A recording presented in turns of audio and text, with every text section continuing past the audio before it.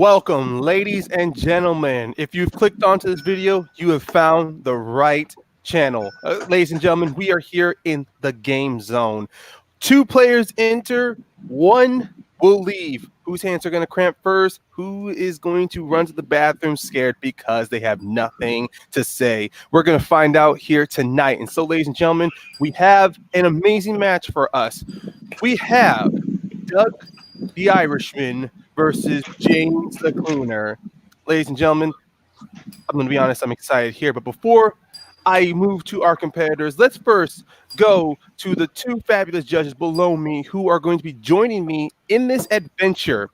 To my bottom left, this way, we have Alan, Dr. Spaceman. How are you, Alan, and how are you today? I'm great today. I'm excited to be part of this. I'll admit I have a little less than zero game knowledge. Video game guy, I am not. I always try to play the Pokemon games. That's about it. But I'm still playing Zelda Breath of the Wild. So, I'm not that Good deep. Game. Good game. You're not alone, Doc. You're not alone, Dr. Spaceman. I'm only 60% through a Breath of the Wild, and I haven't even and I've not even bought the remaster of Link's Awakening for the Switch. So trust me, you're not alone in there. All right, good. All right. And also along with me to my bottom right, we have Malcolm the Kiwi. Malcolm, welcome to Game Zone, my man. How are you feeling? I'm doing good. I haven't played Breath of the Wild at all. I don't even own a Switch, but I love some games. I do know a bit of knowledge, but this is going to be all down to come to see how the keys competitors debate. Well said, Malcolm. Well said. And to everybody out there, let's just be honest. Everybody, all the players and the judges here, we do have a moderate success of gaming knowledge. Some of us grew up playing PlayStation. Some of us preferred the classic Nintendos. And some of us just like to play the new systems, of course, with your PS4s, your Switches, and your Xbox Ones. And of course, let's not forget PC, right? You prefer joysticks or go off the keypad and go online playing your PUBGs and Fortnites. I'm sorry, I'm talking in tongues right now. So let's just move on forward with our contestants. Ladies and gentlemen, this match, let's just say the questions we got here are insane. And we're just going to jump into it with our first question in our first round. Now, players, remember, in the first round, you have a 90-second opener. You have 5 minutes for your debating, and then for your closing, you have 60 seconds. Now, remember, guys, you do have a 1-minute extension, which we call here the extra life. I do like that play there. Now, first off, we are going to... All right, so, guys, let's get to our first question, and that is in modern classics. This could be to anything. So... here we go, guys. The question is, what is the best game in the Uncharted series? And to kick us off, we are going to go to my right for Doug. So, Doug, whenever you are ready, you can tell us your pick. Cool. I'm going to do this as swift and as peaceful as possible. I'm going to save a lot of my points for the debate round, so my opponent can't use them against me. Anyway, I'm going with Uncharted 2. This game basically revolutionized the Uncharted game series, and everything after it has tried to follow in its path, and hasn't done successfully. But no, Uncharted 2, I'm going to go super quick on this one, just so I can give him this debate round. Okay, no problem. That's right. Short and sweet, because there's going to be a lot said in this debate round. So we want to make sure everything is out of the way here. Douglas has picked Uncharted 2. Now we are going to move to my left to James. And James, whenever you are ready, let us know what you have picked. Fun facts. I like my women a little older because they know what they're doing. They have experience, and they have actually learned what they like, what's successful, and how to really just get it going strong. Which is why the greatest game in the Uncharted franchise is Uncharted 4. Because in its like 5 or 6 installments because we forget about the ones on the PSP. It's actually learned how to refine its movement system, its combat system, its storytelling, and also you get some older characters who actually know how to go with life. And also, the graphics just look a lot better. I'm sure Dougie here just looked up on Google what's the best Uncharted game and listened to someone else. If you actually held the controller, grasped it in your hands, felt its little movement sticks, you would know that Uncharted 4 is just the best all around. From top to bottom, it is superior. Okay, now that we have gone through that beautiful story telling us of James' preference to his ladies, I want to jump in. I want to dive deep into that, but this is a kid-friendly show, so we were going to go. We have Uncharted 2 versus Uncharted 4. Now, guys, remember, in this debate round, you have 5 minutes, and I'm going to give you guys a warning. If you guys end up talking over each other, I will pause because we want to make sure we get all your points correctly, and also for the judges below, so they have heard every point you have made. So, guys, whenever you're ready, put your joysticks down, and let's debate. All right, so tell me. So nothing is remarkable about Uncharted 2. It has its cinematic cutscenes, which even then it's only like a couple here and there. The opening on the train, and then after that's whatever. Nothing about it is remarkable. It may have been influential when it first came out, but in terms of playing it nowadays, the later installments are just better, and that's a fact. All right, so let's touch on that. Nothing remarkable about the game. First of all, one of the best action games ever made.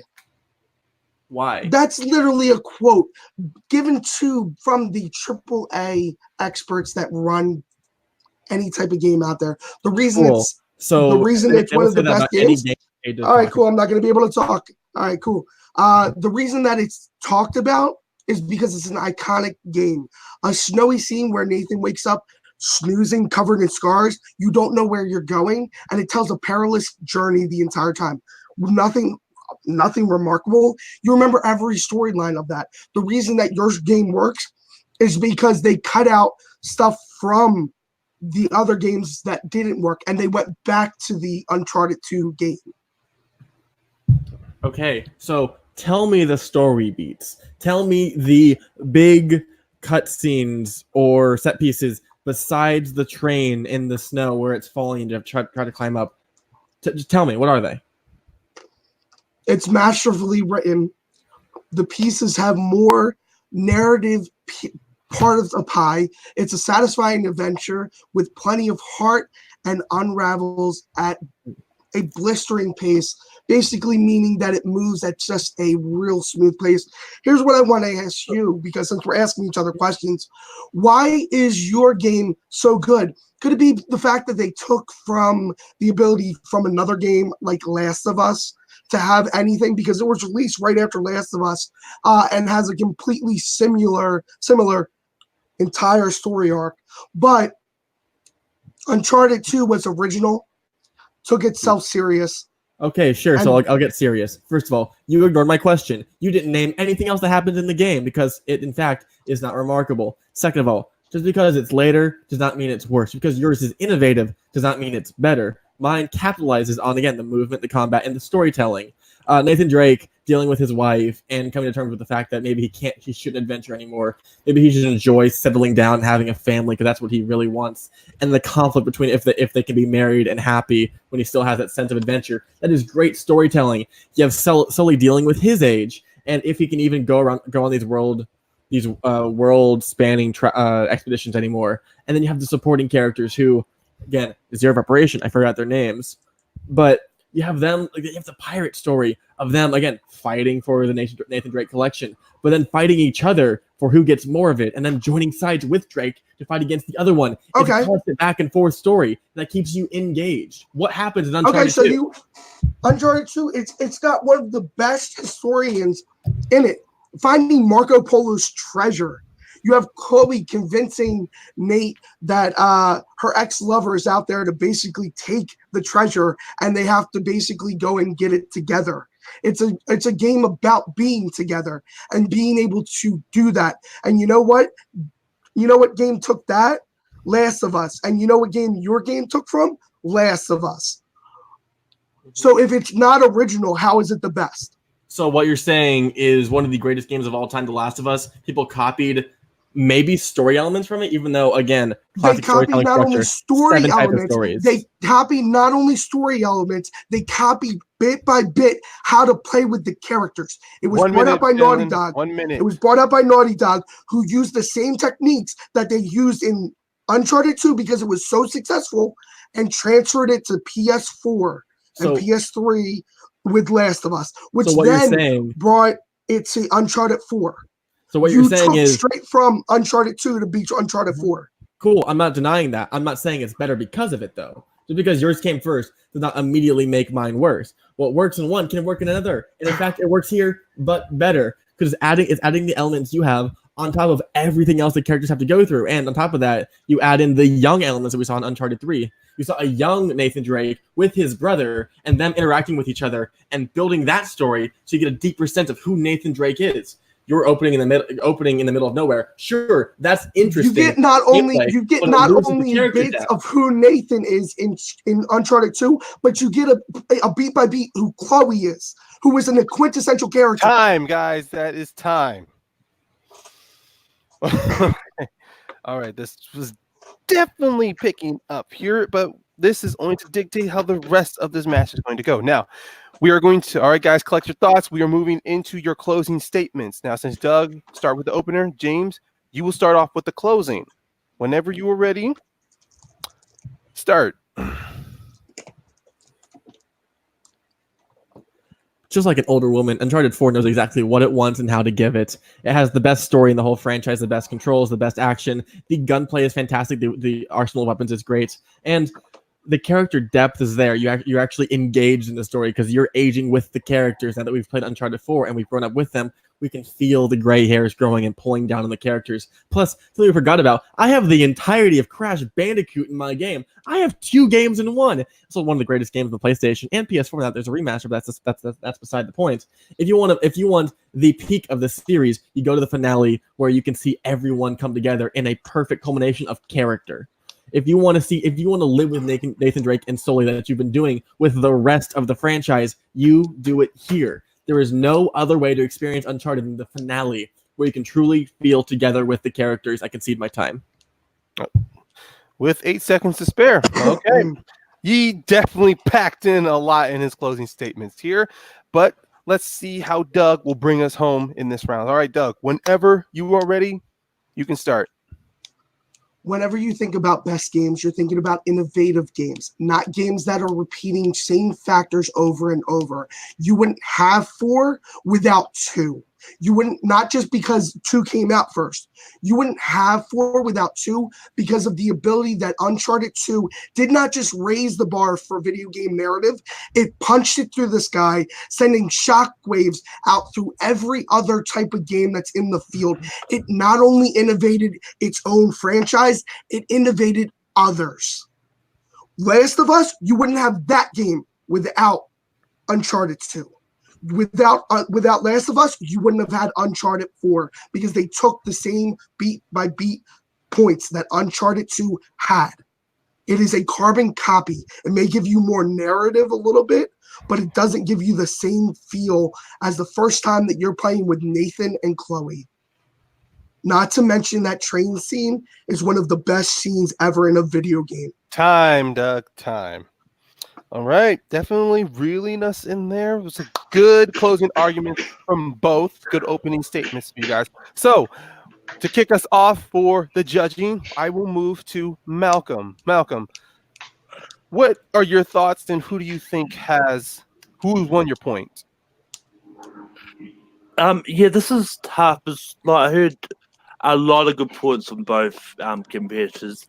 I'm going to give the slight edge to James because I think I heard him say more about Uncharted 4 than Doug did about 2, but it was pretty close. Okay, all right. James will get Malcolm's point, and that is definitely fairly good. All right, we're going to move down to Alan. Okay, Alan, who do you have in this round?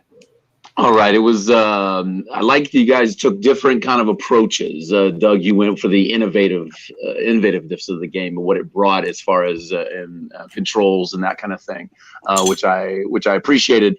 But when I play a game, I want to go for the story of the game. And Spence told us a little bit more about the story of the game, playing as Drake is older, whether he should be with his family, whether he should be an adventurer anymore. And I think he hit that a little bit more. Comparing it to an older woman aside, it was a nicely told story about that game. So I'm going to give my point to Spence.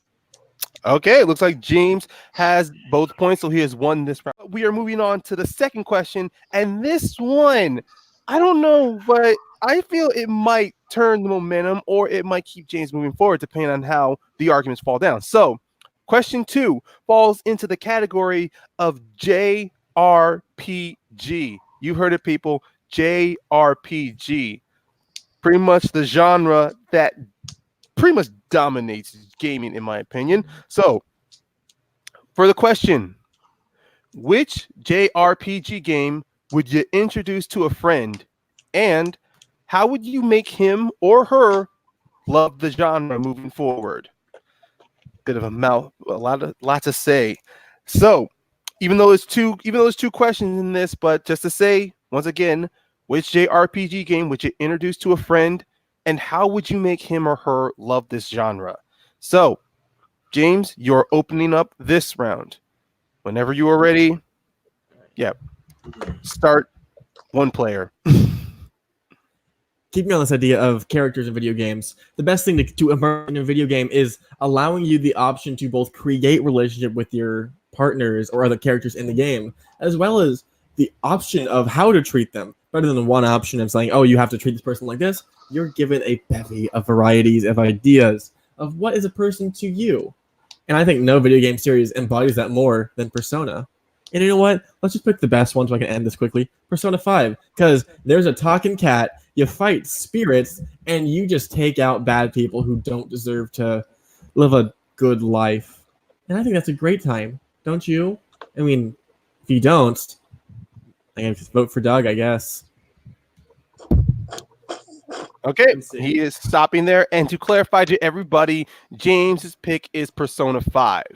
Now, Doug, we're going to move to you. Whenever you are ready, you can begin. So, in today's modern age, there's a tabletop game that's now reoccurring. It's got a resurgence, and people really love it. And that's Dungeons and Dragons. Dungeons and Dragons, I run a podcast about Dungeons and Dragons, and we get a moderate for 2 episodes of freaking phenomenal viewing. But if you want to enthrall people, if you want to know with my friends that I have on this table, if I was going to introduce them to a game they've never played a JRPG in their life, and they like Dungeons and Dragons, because there are those people that like tabletop over video games, well, I would introduce them to an iconic game known as Final Fantasy IX. Now, what you get in Final Fantasy IX is a world filled with fantasy, adventure, swashbuckling, airships, the things that are creative to the mind that you can only imagine in a game of D&D. You get to actually see it now. Well, yes, I understand he's like, it's not open enough. A narrative storyline like this is amazing. You have a group of characters that come in to steal a princess, but the princess wants to run away anyway. I'll fully get into this story and why it's one of the most beautiful Final Fantasy storylines ever in our 5-minute debate and closing. But yeah, Final Fantasy IX is my choice. And with 2 seconds to spare, Doug has given us Final Fantasy IX with what I could say a one hell of an opener. All he needed to do was say "Once Upon a Time," and we can turn this into one hell of a narrative. So, gentlemen, collect your breath and collect all your thoughts. Here we go, guys. Let's do this debate. Once upon a time, there was a game out there that when D&D was kind of on the lower scale, you would jump into the Final Fantasy world because you wanted that role-playing experience. You wanted the ability to have these characters. Well, yes, you're playing the narrative, you're playing everything like that. You wanted that ability because you wanted that story. The reason you do that is because you play a Final Fantasy game. The reason you play Final Fantasy 9 is it gives you the whole fantasy aspect. You want to talk about talking cats? I got a cat boy. What up? So do I. But my cat boy's I have a character who is literally a cat boy. Also, number one. Is your character in Smash Brothers? No, I don't think so. Number two. So you may think that character interaction is what gets it for you, but there's one issue of the Final Fantasy series. Your character interaction doesn't change the story. It doesn't change character dynamics. In Persona, what is actually reliant on your character interaction, because you get stronger with them, you create relationships with them, you get discounts on prices, you can go out to certain places and upgrade your own stats. It is all reliant about your interactions with other people. The driving narrative force of the game, the people you care about, actually are intuitive to the gameplay as well. Yours is just a party you shift through, and no matter what dialogue option you choose, does not change the outcome of the characters or the game itself. Again, you're taking into maybe that people want to play an open world experience. I'm giving you a narrative where my friends, when I'm introducing somebody, a friend who plays D&D or plays adventure role-playing games, when they want is a narrative storyline. You get that. You get that with the first character you're introduced to, which is Zidane. And he actually, guess what?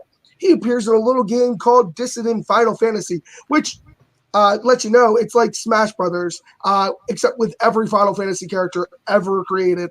Then you get a black mage who, when you find out what his storyline is, it's so heartbreaking, it breaks you down, and you understand to empathize with these characters. Not even, okay, so let's take it further. Let's introduce this to children and teach them empathy, because you understand not to judge a book by a cover. That is what you want when you get a story put, when you get a good story. So what you're saying is your thing that each individual character has. Every one of my characters has that. I have a model who was beaten down by her family and forced to bleach her skin. I have a sports star who's then bullied off his team by a professor who is assaulting the women at the high school. I have an artist who was abused by his master. I have a girl who has been abused by her father and is then trying to force into the family business. And I have a girl whose mother was murdered, and now your honorary father, or whatever, has to take care of her as well. My entire cast is full of deep, rich characters. Yours may have individual characteristics. Mine have all of them in each character. Boom. So let me ask you one question, James. When you're playing an RPG, you're looking for a narrative storyline. What's your complete narrative storyline in Persona 5? Because there's not one. Yeah, there is. It's about yes, there are. You are the Phantom Thieves. Thieves of Heart, whatever, and you are going through Japan and trying to take down the people who are destroying the lives of the citizens, whether it's the kids at school or an evil banker who's twisting money, or a politician who is directly manipulating the minds and killing people to get a political gain and take over the country. That is the narrative. You're playing a game that's just a bunch of side quests.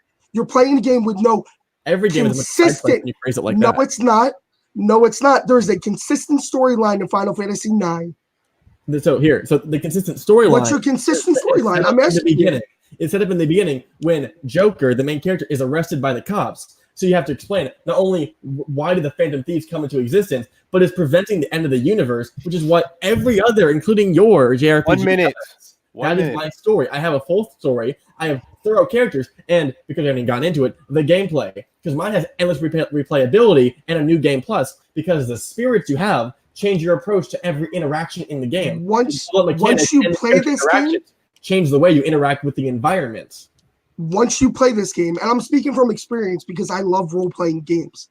Once you play this game again and again. I've been back to it every 2 years. It has replayability because the fact is that you fall in love with this story. It's the story that hooks you.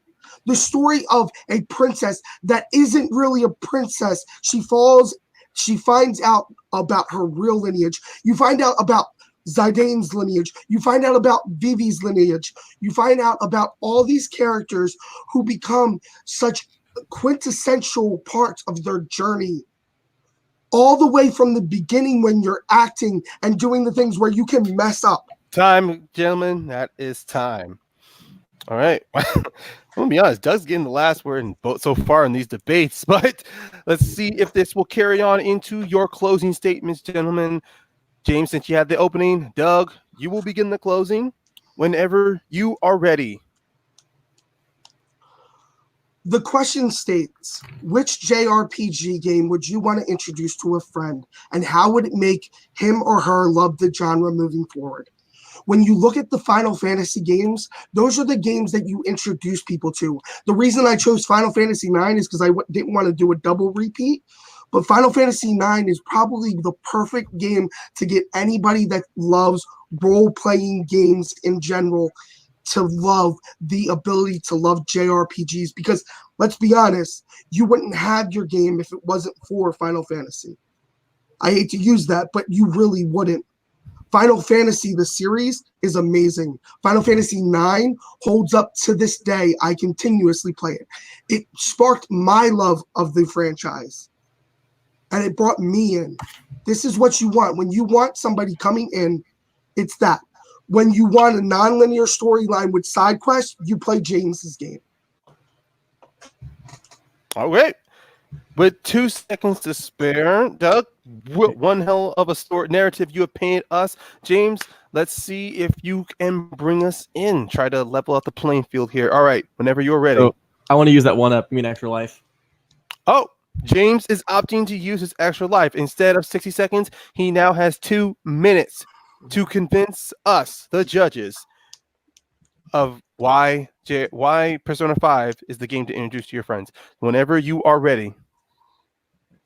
So what Doug is attempting to do here is trying to convince you to play a game which would be much better experience on YouTube. Watching someone else play it would be almost no different than experiencing the game yourself, because his push is story, which cool, but the gameplay isn't there. The gameplay is a giant firewall to warn off any players. The Final Fantasy combat system is incredibly unintuitive, and it's hard to introduce a newcomer to. Persona 5 has a very simple gameplay loop, where it's gun, attack, or persona, which then leads to a bevy of customizable mechanics that leads to replayability. If you want to introduce someone to a franchise or to a genre, you want to give them the full experience. And that's what Persona 5 gives you. It allows you to have a large amount of different combat options to make each experience new. Doesn't matter which friend you introduce it to, all of them will have a different experience. You can swap party members, you can swap personas, you can get new weapons, new guns. There's a whole world there unexplored in terms of combat. 1 minute. Fantasy does not have. And if you really want to compare apples to apples, the franchise itself all has the same issue. Again, while the story is getting you there, you can always experience that through another person playing it. The gameplay is what should draw you to a video game.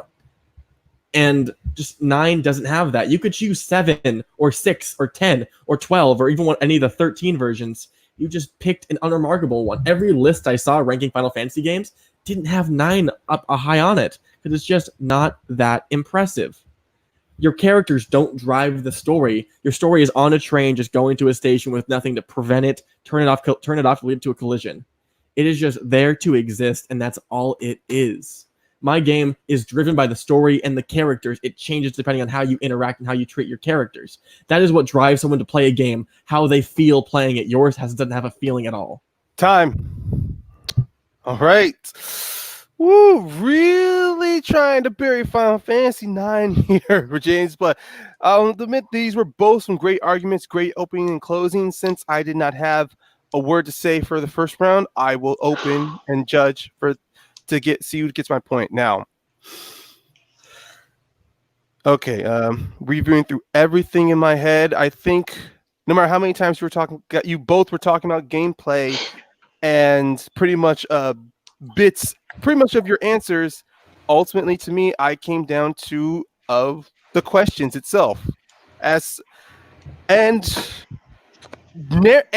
it out is Doug, and Doug's gonna get my point, and for the reason is because from his opening statement, his story of playing D&D and using D&D, and also talking about how the elements of Final Fantasy 9 does play into D&D, not just for his own personal experience, but also as something for his friends. And he was really more honoring the question on this is a game he would introduce to for his friends. James, you did speak. You put Persona 5 on a real good high horse here. You battled back against Doug. Ultimately, you didn't give me enough elements that would convince, at least when it comes down to wanting to convince a friend to play. I'm glad you used your 2-minute extension because it did bring you back up on that level, but Doug still narrowly edged it out there.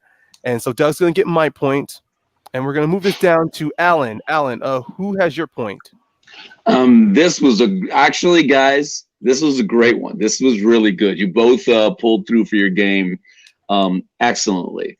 I love the really making us fall in love with that fantasy aspect, Doug. And the Final Fantasy games, I really like what you touched upon, the replayability, if you love the story.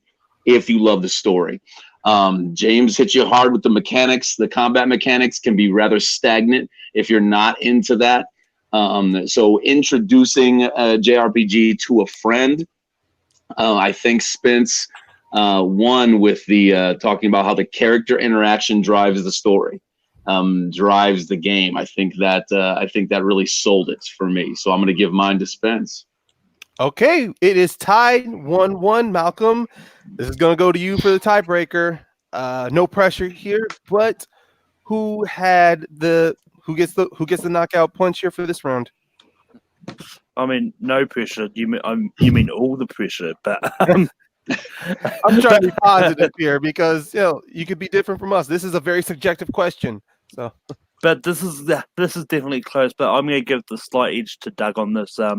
Pretty much same reason that Ryan did. Like he used the Dungeons and Dragons to the advantage to help the question, help sort of bring in sort of elements of Final Fantasy that would work and all that, and help encourage someone to like that genre. So yeah. All right. Doug gets both. He gets 2-1, so he gets the point in round 2. Let's move on into the third question in this round. All right, guys. It's tied 1-1. Let's see if we might. Personally, for me, I kind of want to see this go to the speed round, but right now, let's just put my hopes on like in a closet where they belong. Because let's be honest, this might. James is going to knock me out afterwards. That's why I said I'm putting my hopes in the closet because I have no idea where it's going to go. But guys, let's hold on before I bring up this whole closet reference again. Okay, let's move on to question 3. And question 3 goes into the era of classics. You guys heard me right. That's right, classics. Now, here is the question. What game is considered to be the best game of the 90s? That's right, guys. The 90s, the era where gaming hit into pop culture again. Okay, this was when the console wars truly started to start. Not PlayStation and Xbox, but Nintendo, Sega Dreamcast, and then the coming of PlayStation, guys. This is where every game got stuck to the wall. But let's move on forward and let's go to our questions. Doug, we're going to start with you. Now, please, whenever you are ready, tell us which game was the best of the 90s? Best of the 90s. Man, that's a tough question. Oh, wait, no, it's not. You want to know why? The best game ever to be invented in the 90s came out for the PlayStation. Do you want to know why it was the best game ever invented? Because it was the most innovative game to ever exist. Without this game, you don't have the third-party RPG. You don't have the future of JRPGs. You don't have the future of gamings. You don't have games like Last of Us, Uncharted. You don't have games like, I don't know.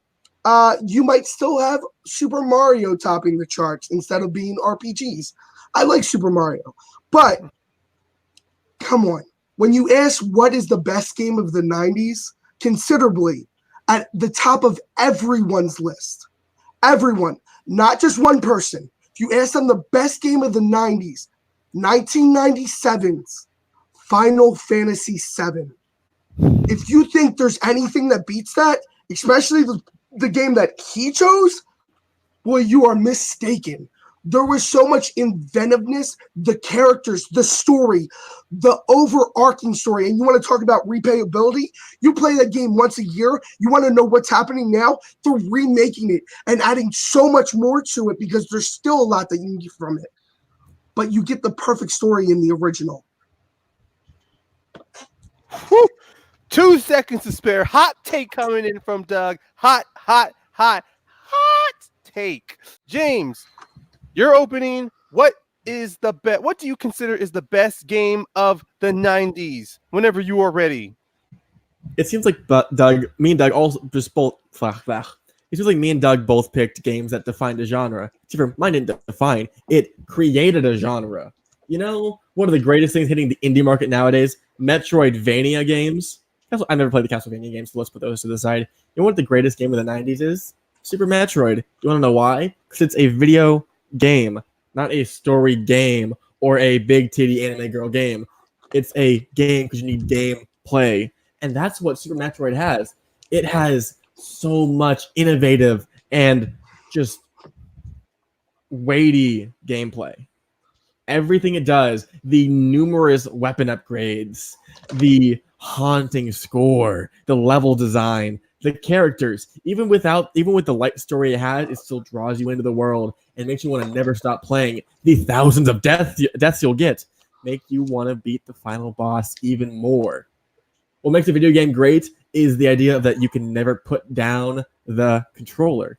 And that's what Super Metroid does. You never want to stop. As much as you want to throw your controller against a wall or scream, you keep coming back because you know all that pain is worth it. Just like Metroid and her little electric whip keeps beating you until submission until you win, which is exactly what I'm about to do. Okay. All right. Looks like we got 2 highly contested games that defined the 90s from both the competitors. So while Doug wakes up from his nap, we are going to move in to the debate round. Doug, you're going to need to wake up. Oh, I'm sorry. I'm sorry. Oh. Doug's trying to be funny. Isn't that just disgusting? Hope that was well rested because we're moving into the debate round and hopefully you got enough sleep to combat James because he's ready and he's cocked and loaded. Let's get ready, you guys. Whenever you are ready, let's start. I've said ready so many times because I'm so pumped for this question. Let's do this. You know what, Doug? First of all, you keep having a hard on for this Final Fantasy series, and you're creating a hard wall for any player. The combat system is so unintuitive. It's hard. It's just hard to play. On top of that, you have the worst thing any RPG can give you: random battles. You want to turn a nice little 8-hour experience into 20 hours of hell and grinding and a skill wall that is so high you cannot beat a boss without another 2 hours of grinding. That's what Final Fantasy VII is. Plus, again, you want to keep touting characters. Hey James, I got a question for you. I got a question for you. You chose Super Metroid, right? Yeah. Question for you. Why couldn't you choose the original Metroid? The game that this basically is a carbon copy. Not carbon copy. It's the exact fucking game. No, from 1980. Yes, it is. It is the exact fucking game from 1986. The only reason it's called Super Metroid is because they put it on the Super NES. So the reason that it's not inventive. I'm not factually wrong. Super Metroid came out. The Super Metroid came out, and it was the exact same game as Metroid. They released it because they were like, "Oh, we can get people that have the SNES to play this." Guess what else happened when my game came out? It became a over-the-night sensation. It was original. My game was original. There was every game that came and big swords. Blade Runner.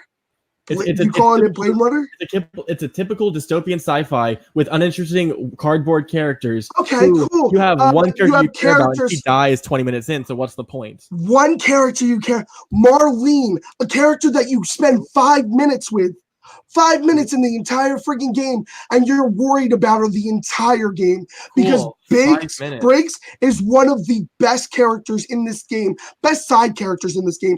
Tifa, she showed you what it meant to be a strong, independent woman. Sorry, you have a carbon copy of basically Metroid. Yeah, she was cool in the first one, and I know why you picked her, because when you die, you see her naked. Oh, that's a big surprise. So here's another thing that's inventive with my game. It gave you the twist in the middle of the game, not the ending. It gave you a twist in the middle of the game, not just one. It gave you 4 twists. So what I'm hearing from you over this entire battle is inventive equals good, which factually is wrong. Just because you invent something does not make it better. And sure, I mean, you're entirely wrong that's a carbon copy of the first game. But let's say it Absolutely is. Either not. way, it evolves it evolves in the gameplay already, because you have the endless upgrades. And again, you create an engaging world, which is the argument you're about to make. I can tell from your eyes. Mine just does it better. The score is unparalleled. The level design is unparalleled. The actual pixel art is phenomenal. The best of the entire console. Yours is a game on 3 discs that's set to tell a story that's way too long. That, let's be honest, isn't even the best Final Fantasy game. You keep picking. What list are you talking about? Because 6. every list that I go to, 6 it's is literally phenomenally better. 6 was re-released, and it's actually 3. So when you want to get your information correct, go ahead and say it then. 6 was just 3. Actually, it was. I'm sorry. I'm a little wrong. It was 5 and it was 4. 3 and 4 were released as 6 because they were only released in Japan. My game, again, 90s, best 90s game. How can yours be the best 90s game when it's not even the best version of Metroid? It is. My game is the best Final Fantasy game to ever come out. What's the ever? better? It's listed. Metroid, the first one, is the best one. No. When you have complicated levels, which was taken taken from Mega Man. They basically took it from Mega Man. That is, they carbon copied. When they copied the game, they carbon copied the levels that were in Mega Man. Again, fact check, because you are entirely wrong. It's a side scroller that has the same plot details, not the same plot details. I'm sorry, the same map layouts. Wrong. It has the same map layouts. Metroid. So Mega Man is level to level. Metroid. I'm telling you that the level to level is the same level to level. It's not. Okay. Doug, you're using lies in your arguments. And again, you're not supporting your game at all, because again, there are better versions of it, and there's nothing about the game that stands out. What is the better version? Cool. What is the better version? Final Fantasy VI. 10, and I told you it's a carbon copy of 3 and 4. 10 and 12, because they came out the way they did, they wouldn't have existed without 7. Time. Oh God. Oh my God. I thought this one was going to be insane, and I was not proven wrong here, you guys. All right. So let's just move into closing, because there is just so much to say here. James, you've already used your extra life, so unfortunately you can't use it in this round. Moving forward. I'm opening, so I'll absolutely use it. Oh no, so I'm James, not. I'm closing. That's right. My bad. Closing first. James, Doug, you're using it anyways. My bad. James, you're closing first. Yep. So whenever you are ready, remember, why do you consider Super Metroid as the best game in the 90s? If you want to consider something the best, you have to look at what it has to offer and why is it the best of the genre. Again, I give you the score, the best of any game, maybe ever. Pixel art, definitely best of all time. The gameplay itself is innovative. It created a whole genre that's influenced probably about 60% of the games on the market today. It has such a large and expansive map that you have to keep getting upgrades and going back through it over and over and over, to the point that you feel the world and it's lived in. To the point that at the end, you have speedrunners who destroy their times to free some little animals. You get engaged in the world. It has replay value. It has the gameplay is just phenomenal. You picked not even the best Final Fantasy game. You picked a game that is just dragged down by its overly long playtime and its characters that you don't care about half of them. And I keep forgetting the point I'm making because I'm getting so riled up. Don't you love that, Doug? I do. Not the best one, and Super Metroid's better. All right, time. All right. Yeah. Hey, Ryan, go ahead and give me that extra live shot. I'm gonna Oh, I eat it didn't like see that Mario brother coming. right now. I'm gonna eat it like Mario. Toss it up. Toss it up. I got it. Toss it Okay. up. All right. Nom, nom, nom, nom, nom, nom, nom, nom.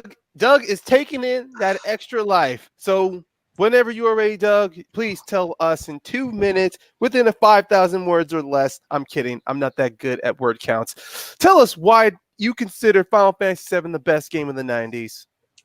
Are you ready, guys? I'm gonna talk about why my game is the best. I love how James is using the same technique that I used earlier with the yawn. It was so pretty. That's so beautiful, James. But anyway, Final Fantasy VII is credited as having the largest impact of the Final Fantasy series, and with the allowing console role-playing games to gain mass market appeal outside of Japan, Aerith's death is in the game is often referred to as one of the most significant moments from any video game. In addition, Final Fantasy is also noted for its use of the unreliable narrator, which could be, used in such movies as Fight Club. Oh man, did they get that almost from that? I maybe could have. When it comes down to it, when you want to talk about a game that not only influences the game genre, but influences other genres outside of the game, you go to Final Fantasy. I love how Spence is like, it's not the best Final Fantasy, but everyone else says, every gamer out there that plays Final Fantasy games has said it's the most influential and best Final Fantasy because of the storyline. You got the first versions of 3D characters in this game. Forget about a 2D scroller. That game came out in 91 and basically was a rehash of Metroid. It was a rehash. Maybe not the same storyline, but it was a rehash. I'm telling you, it's been credited as that. When you want to say the best, what is considered the best? It's a subjective feeling, but when it's a subjective note, but when not only just maybe 4 or 5 magazines say it, but when they all say it, that is the best. Guess what? Final Fantasy VII is the best game of the 90s. Time. So, Judge Malcolm, we are moving to you. You mean Alan, because Alan didn't get to speak first yet. Oh, yeah, that's right. Alan, you didn't talk the last time, so we're moving to you. My bad. That's just me. So, Alan, we're going to start with you. No worries. This was a good argument. You both made valid points. Spence, I like you hitting him with what should have been a 6-hour game turned into 20 hours of gaming hell. I did appreciate that. Talking about the Final Fantasy. I mean, you're both technically wrong. The best game of the 90s was Pokemon Blue. But I'll give you that. Come on, I'm a Pokemon fan. Not knocking on that. So, Doug, I did appreciate you hitting Spence with the only reason you like that game is because when she dies, you get to see her naked. That was a good point. And I am in your court. Super Metroid is technically a rehash of the first one just because it came out on the Super NES. So I will give you the point, Douglas. Back, Alan, he gives his point to Doug. So I will start off this one. You guys were really throwing some good punches there. James, you did bring up on some of how it has a great score. The pixel art is good, and it is a very good, successful. I mean, it's just a good game regarding like the side scrollers, and you definitely hit Doug a lot on Final Fantasy's combat and the gameplay in general. Doug, you did really were hammering in on how Super Metroid is the rehash. We can't fact check that because that would take up too much time here, but you were hitting James a lot with that to the point where James got riled up to where he couldn't fight back a couple of times. But my point is slightly going to Doug because Doug he maintained a narrative of Final Fantasy VII. He did bring up more on character journeys with, not journeys, but just more for certain characters within the Final Fantasy VII. The talking about the twist of Aerith's death in your closing definitely is very memorable. And also the fact that Final Fantasy VII, sadly to see, if you do look at most game top 10, if you do look at most gaming lists, it is more memorable within the 90s compared to Super Metroid, even though Super Metroid does get on those lists, but it's mainly within a lot of top fives. James, you really did bring a lot. I was just hoping you brought more elements of the game, some more bits, like moments in Super Metroid. Definitely would have brought you on par with Doug, but Doug is getting the point here in this round. We are moving into the fourth question, and trust me, guys, this one is going to determine. Let's just go to the speed. Let's just go to the speed round. Let's go to the speed round. No, we just had a speed round. We just had a speed round. Doing this question, guys, because this one will determine if Doug wins or we go to the speed round. And trust me, guys, I'm well familiar in this game, so you guys better bring your points here. So, ladies and gentlemen, the fourth question falls into RPGs, which is weird because I don't consider this as RPGs. But that being said, it's a role-playing game. Yeah, but that being said, the question: who is the most iconic character in the Assassin's Creed series? You guys better collect your thoughts, put your energy down, and so James, you are going to open up this round. Who is the best character in the Assassin's Creed series? Well, iconic. Sorry, iconic. Oh, I've won this argument. So, for reference, I want you to keep in mind what Doug has said this entire evening, that because it came first, it must be better. Therefore, you know what my argument is? For Altair Ibn Lahad, it came first, so he's better. You want to talk about what's iconic about a character? Talk about inventing every move and every weapon of the entire franchise. What you say, oh, it may have happened later, may have been corrected. As we've seen today, that argument doesn't work. So, if y'all want to remain consistent, keep in mind Altair was in the first game. He was in the PSP game, and he was in the, I guess, canonically the fourth game, even though it's technically like 2, part 3, whatever. It's the best because he came first, and everything he does is just better than whatever Doug has, but I can't talk about why his choice is terrible. So let's just concede the rest of my time. And concede the rest of the time he does. All right, Doug, we are going to move on to you. And for your opener, please tell the fine ladies and gentlemen watching this broadcast who is the most iconic character of the Assassin's Creed series. I'm glad James brought that up, as you know, when you want to bring the first, when I don't know, Final Fantasy VII was my argument, and then Final Fantasy IX was my argument before that. But let's go ahead and talk about a character that is not only iconic in the eyes of everybody that plays an Assassin's Creed game or any game that he is a part of. The answer was easy to pick. It's the first one that your mind goes to when you come to think of Assassin's Creed as it comes to characters. You ask somebody, who's the best character? They're gonna say Izo. I'm probably butchering that name. I'm terrible at pronouncing names sometimes. So there's that.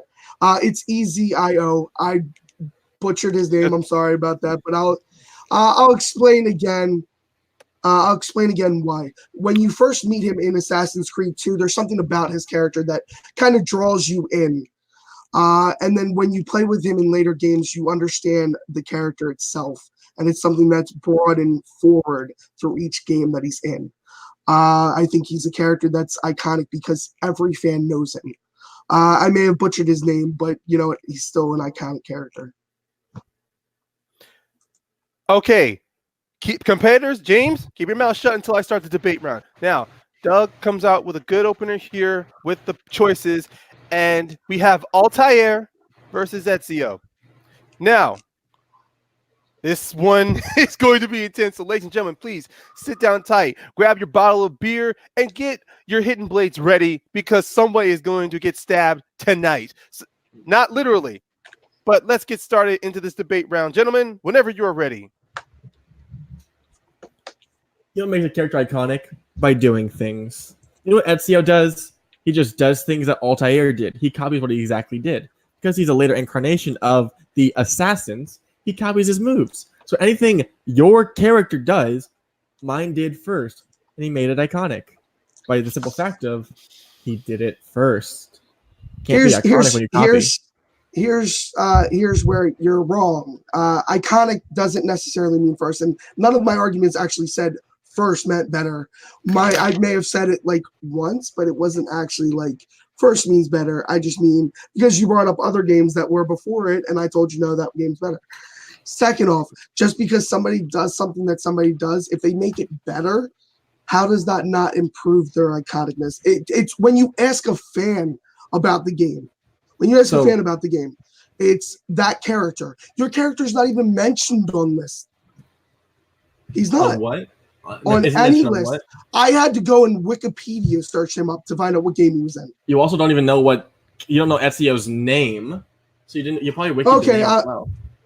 Ezio, sorry, I butchered his name. I JTE'd that. My bad. That's my Tristan. Okay. While I may not know how to pronounce his name, I know what the character does and how iconic he is just from the accomplishments he had. If your character was so iconic, they would have brought him back in more games. They did. They're each in 3 games. Yours is in 2, Revelations, and whatever the middle game is. Mine is in 1, Revelations and Bloodlines. We each have the same amount of games, so we're on an equal playing field. Also, if you don't take into consideration what they did, nothing about your character did not change the look of Assassin's Creed. Ours have the same thing. In terms of evolving of the genre, 1 and 2 did the same things. 3 was dropped because no one cared about it, and 4 has now done the ship thing, which has been a little bit here and there, but not much outside of that. My character is iconic because he literally, not only did he create, he also popularized everything he did. The diving into hay bales, the hidden knife, even the combat system was pulling the guns and da-da-da. That all happens in the first game. None of that changed in 2 or that trilogy. No, that's not characteristics. You haven't explained anything about characteristics to why he's iconic. You said mechanics of the game to why he's iconic, but where's the characteristics that he's iconic? Character doesn't create an icon, though. Absolutely, that's the thing. does. If you want iconic, why do you remember Cloud? Is it because of the gameplay? Why do you remember Cloud from? No, because he looks cool. He looks cool. You remember his story arc. Why do you remember Mario? Because of his gameplay? No, because Mario is iconic. Why do you remember Sonic? Because of his gameplay? Sonic the character is iconic. Why do you remember Tails? Tails a sidekick. Why do you remember Tails? Because he's iconic. He looks cool. No, because of his story is iconic. So yes. Why do you remember Superman? Mario doesn't have a story. Sonic doesn't have a story. Whoever your first guy was, I forgot. Cloud, to rescue the Magic Kingdom. Mario has the story to rescue the Magic Kingdom. Sonic has a story to be the fastest. Why do you think it becomes a big issue when you got Knuckles and then you got Shadow Sonic later on? Why is it a big issue? So what's Ezio's story? Ezio's story was a you gonna let me speak or no? I mean, I'll gladly speak and explain it. Ezio was a Florentine nobleman during the Renaissance, and then became a philosopher, and then became a master assassin. And his mentor of the Brotherhood of Assassins, Clay, became someone that he looked up to and helped progress the story. But this character continually progressed. What is your here's the first 1 minute. Here's your first issue. You had to look up your character's story. That's not Absolutely. iconic. The issue with Altair. So because I've never played the game. Here you go. I've never played the game, and I still know who the character was. I didn't know who your character was. I had to look him up. You probably don't know who he is because you can't say his name correctly. So what makes Altair iconic? If you want to bring if you want to bring character into this, what makes mine iconic is just teaching yours. Altair was a big face and the progressive of the Assassins movement. He taught Ezio, or Ezio's master, how to be an assassin. So again, you're talking about what makes something iconic. Mine did that. Mine did yours and then more. He led an army. Yours didn't do that. Mine destroyed a tank. Yours didn't do that. Iconicness does not mean that it's iconic to just the game. Iconicness is the ability to cross over and be known without knowing what happens in the game. Time. Okay, seriously, Doug has gotten the last word on every debate. I should put a record on that, but that's just I let him. This is a bait, man. This is the bait system. All right, guys. You guys are definitely throwing out you guys are throwing out some punches here, but we are now moving into our closing. James, since you had opened, Doug, you will close. Remember, 60 seconds. Both of you have used your extra lives. So now, well, it's lucky because, trust me, with Assassins, you wouldn't need an extra life. But here we go. Doug. I mean, wouldn't you? Most likely, but they're well trained. So let's do this. Okay. Now let's take a breath, everybody. Doug, whenever you are ready, please present to us your closing arguments. So I'm going to go ahead and hit this off right off the bat because James is going to bring it up in his closing argument, and I want to beat him to it. I've never played an Assassin's Creed game. With that knowledge, you now know that I don't know a thing about Assassin's Creed, but you know what I know? Iconicness. When it comes to being an iconic character, you don't have to play the game to know who the character is. If you know who the character is outside of a game, guess what? They're iconic. I had to search your character. You know what I didn't have to do? I didn't have to search my character because I knew that he was iconic because he's the most one that everybody talks about. The reason that they talk about him is because he's a great character.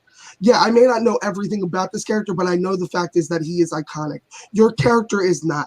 Your character may be the origin, but I'm telling you now, origins don't necessarily make a great iconic character. Cloud, iconic because he was a character that transcended just the video game genre. Mario, iconic because he transcended just beyond the video game genre. Time. All right. Oh. Can we take points off because he said Mario? It's Mario, they're the same thing. It's spelled the same exact way. How does he say it? It's me, Mario. James, and we're going to move to you for your closing arguments. Now, you have to bring this in, convince us, and tell us why Altair is the most iconic character of the Assassin's Creed games. Mm-hmm. The reason you heard Ezio Auditore is more iconic is because people told you to. Just because people have written about him does not make him something a better character. People like his games more. That's all it is. And if you look at them, they look the same. So what you have to do is break down why are they iconic. What makes Altair more iconic than Ezio? Well, he does more. He innovates, and he led the characters to do everything they did. Just because people talk about him does not make him iconic. Some of those iconic characters in cinema were just copies of people who no one else wanted to talk about. I'm talking about Altair because I've played the games. And I can tell you what stands out more is not someone who just takes ideas from someone else. It's someone who created them and innovated them. And that's what mine did. Mine had them and then evolved them over time. Mine did everything you want in sequels, but in one person. Yours is just a blatant carbon nothingness that no one cares about other than writers who want to tell you that the better games. And time. All right. Ooh, can I clarify something now? Since Jane clarified something earlier, I'm just playing. No, if you want to, go ahead. I'll allow it. I'm just playing. Although I did just say I didn't say writers, I said fans. I was just correcting you. Hold on, guys. I had to pause. I may have not heard it, but I'm pretty sure the judges have heard it. So we are going to move to our judges then. Alan, since you didn't have... Wait. I'm trying to remember. No, so move to Malcolm. Wow. I'm so Malcolm. caught up in this chaos. I'm forgetting who to start with. But let's go. Malcolm, we will start with you. Now, who won the point in this round? I mean, who will you give your point to? Jesus. Yeah, this is tough because, I mean, James tried the tactic of my one did everything first and all that. This is tough because there is a point that Doug could have brought up that would have solidified it for him. And that is the fact that the Ezio games got remastered. We're still waiting on that remaster of Altair's games. But he didn't, so I can't use that against him. But so I'm going to give my point slightly to James. I think he did manage to get a few more jabs in on Ezio, but just barely. All right. Your point is going to James. Now, I'm going to move forward and move it to Alan. Alan, who got your point? This was tough because you guys both kind of you gave us a lot of interesting what they did as far as, again, mechanics, gameplay, things like that. But why the character, you got a lot of history and bloodlines of the characters, but I didn't really get a bunch of why this character was more specific and better and unique and interesting until Doug kind of with his closing. So I'm gonna give me a little more perspective of that character than James. So I'm gonna give it to Doug. Okay.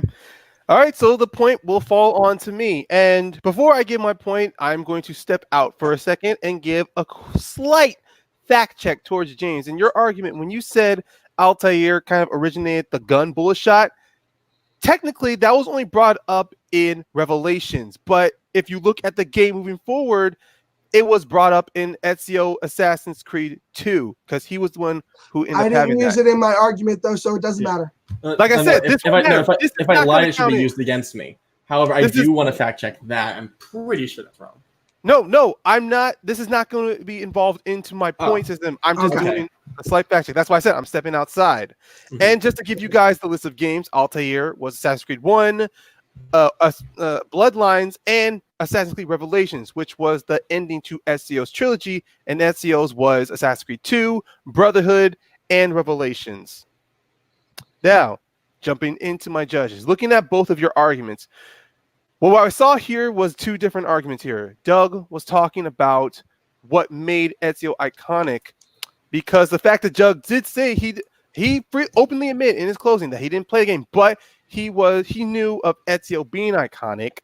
And James, while you did say Altair was the originator, and you did bring up that tidbit of both of them on the covers, there is slight difference there. Doug was definitely knocking you down a bit on your argument there. He was chipping away at it a bit. And James, you did jump back by wanting to get more details onto Ezio, asking him what was his story. And Doug did fight you back here. Just breaking this down. I mean, you guys were really fighting hard here, and I can definitely see this point is well awarded. This is going to be difficult, but I guess if we really have to zoom into it, hold on. What was that note I had? Venmo to Ryan. Let's see.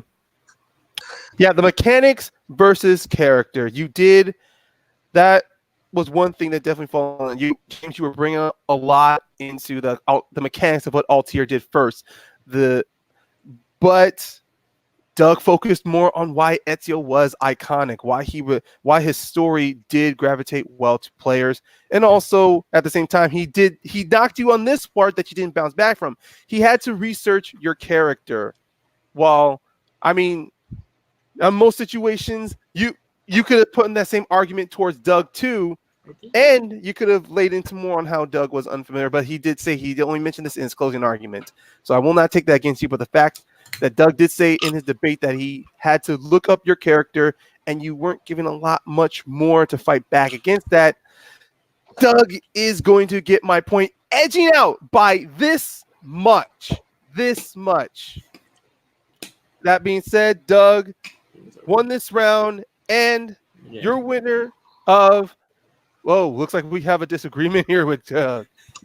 You want to relinquish your point, or are you just shocked that you won? But I will speak to you later. No, don't give me your point. You're winning this. I don't care. We're going to do all this in the post interviews later. But for that being said, the winner of GameZone winning by a big comeback, 3-1, is Douglas Cassel. Now, guys, let's just say none of these were easy. There was no easy choice here in most of these questions. It was always like a 50-50 here. So let's move on to our first place finisher, Doug. You were shaking your head there when I was about to announce you as the winner. You looked kind of shocked or disappointed there. So let's just go with the obvious question. How are you feeling? I feel like shit, just being honest. No, it was a great match. James, you did a hell of a job, man.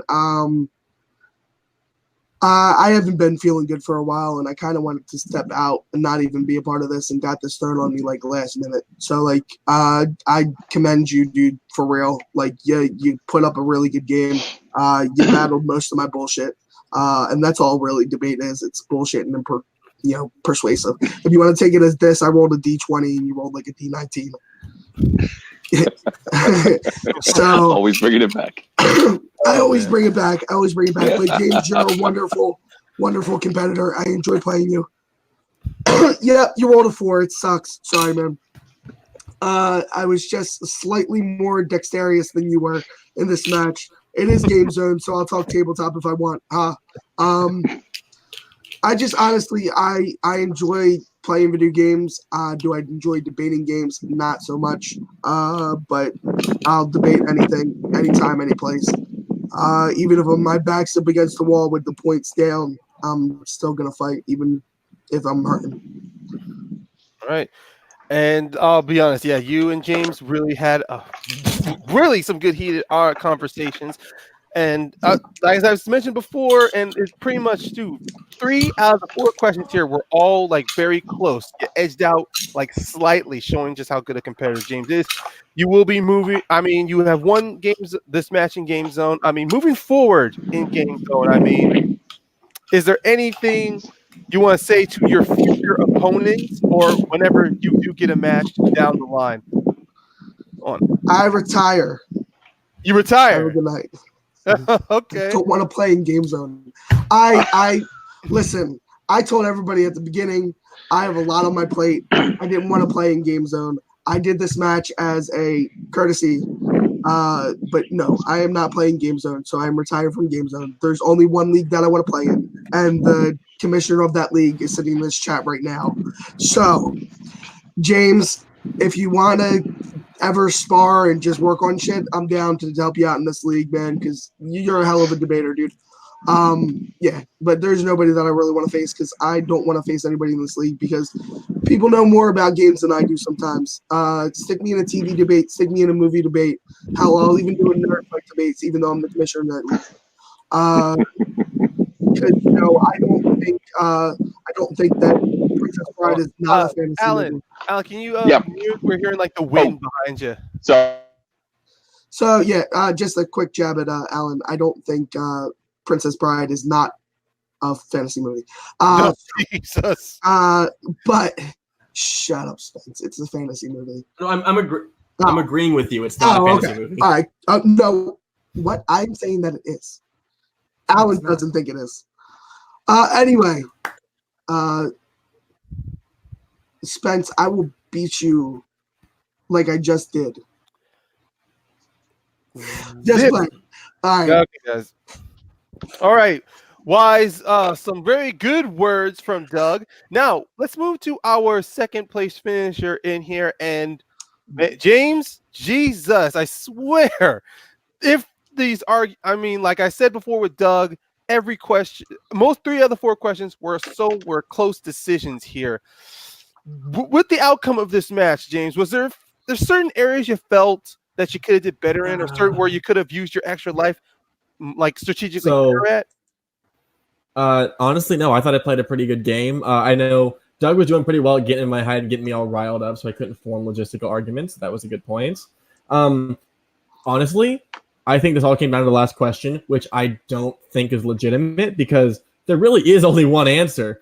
No one in the series is as no one knows anyone outside of Ezio.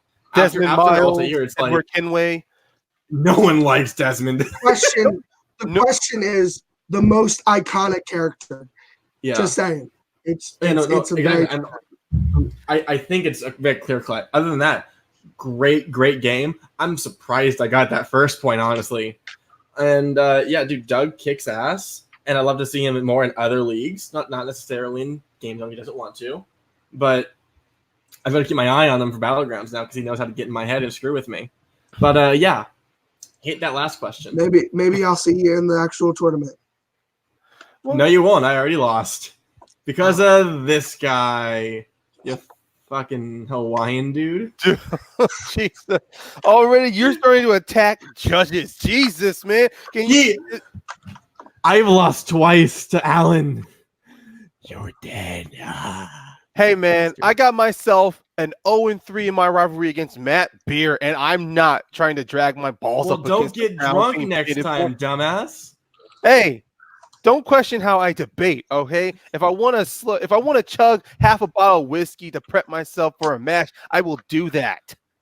That only works for Andrew Guy. You can't copy that, right? No, screw Guy. I'm not copying anything. Whiskey is my preferred liquor. If I wanted to get all right, this has got off the rails. yes, Liquor, I hardly right. know her. And I will see you guys next time. James, with that final line there. Now, with these two guys down here, I want to thank everybody for joining us today in Game Zone. I want to thank my two judges. Alan, please tell us, where can everyone find you, or just your overall feelings in this match? You guys both did an excellent job. Excellent job. James Spence, you're my man. You're a great debater. You're a good showman. I appreciate you.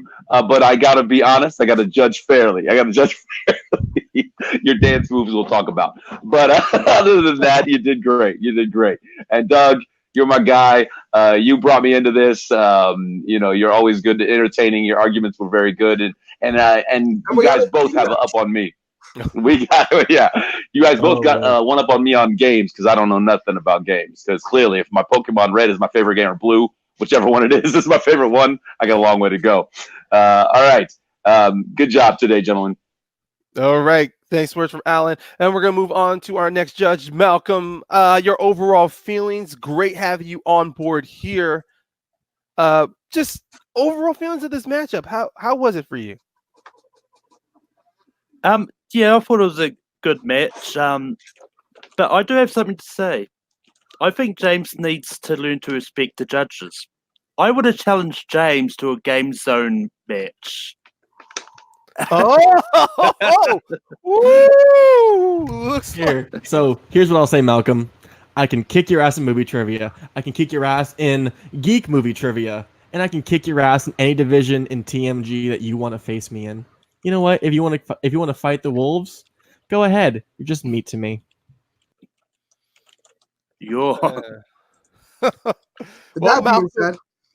Malcolm laying down the challenge to James. James throwing a really good pun back at him. But overall feelings instead, speaking on behalf of Alan, Malcolm, Spence, and Doug, my name is Ryan Payne, Mr. Payne, if you want to be respectful. And please, ladies and gentlemen, unplug your controllers, don't blow your cartridges, and have yourself a great night or morning.